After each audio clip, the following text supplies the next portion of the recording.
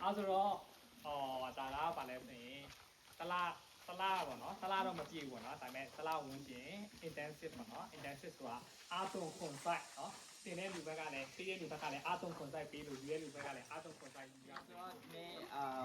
ဒီနေ့သင်ခန်းစာအချိန်ကြီးရှိရဲဆိုတော့အားလုံးပဲသင်ဖို့ ready ပဲလားနာမည်မှတ်မိလားမှတ်မိပြောပါအောင်တရားလားမှတ်တယ်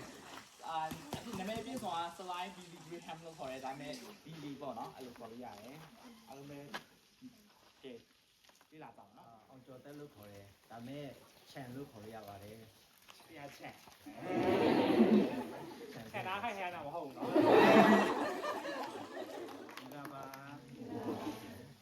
င်္ဂလာပါဒီမဆိုင်ဘူးဒီမဆိုင်တယ်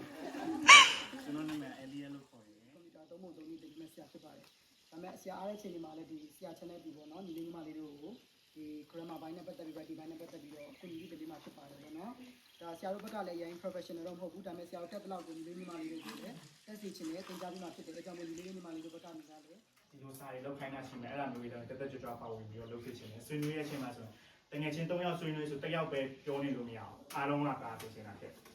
right understand Under the moon and the God